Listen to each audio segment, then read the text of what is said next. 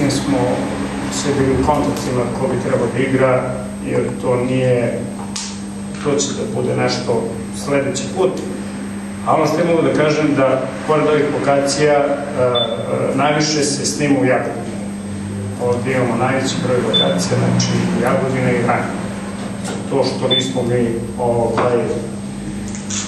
da širimo malo priču dalje, čekamo da nešto krene prvo, pa ćemo onda da uključimo. Znači, uključili smo u većini slučajeva glumce iz Jagodine, s njima smo u pregovorima, neki su pristali odmah, za neke čekamo šta će da nam kažu. Uglavnom, idemo na tu soluciju da nam, znači, ajde kažemo, od 100% ekipe 70% budu naši ljudi odavde, da to bude neka prezentacija, u stvari, i grada Jagodine, kao grada. Što da vam kažem o tekstu još, što bi bilo zanimljivo? Nema više zanimljivih stvari, to je ono najobičnija jedna priča koja se ne završava onako kako bi mnogi hteli da se završi, jer svako od njih u ovoj priči ima svoj put.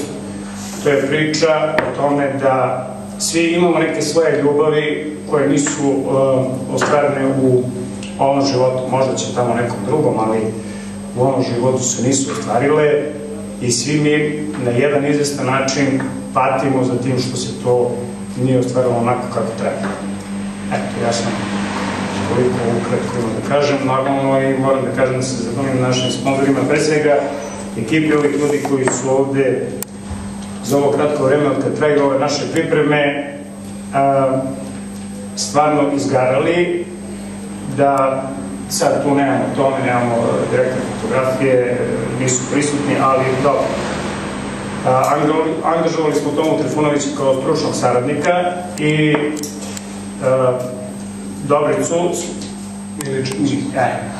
pogrešno prezime, ne znam zašto mi se vrti Milosavljević u glavi, nije mi jasno Dobricu Milićevića, kao stručne saradnike, kao ljudi koji bi mogli da nam pomognu u ovom poslu gde je većina nas se našla prvi put, osim Igora koji je već radio. Znači, mi smo ovde prvi put i nama je svaka pomoć neophodna, pre svega onih ljudi koji znaju, a drugo i pomoć vas, novinara, zbog toga što jednostavno svaki početak je težak. Pa uz vašu pomoć bismo najverovatnije mnogo lakše prebrodili ove, da kažem, te naše prve porođene muke, jer ovo je, ko nije radio, je stvarno, kad su nas upozoravali u početku, ljudi, vi ne znate s kim ste se uvatili u koštac, s kojim stvarima, mi smo, evo, tek sad shvatili, kad smo krenuli ovaj početak, koliko je to u stvari teško praviti jedan projekat za koji niste stručni. Hvala vam. Hvala vam što ste došli. Ako ima pitanja? Izvolite.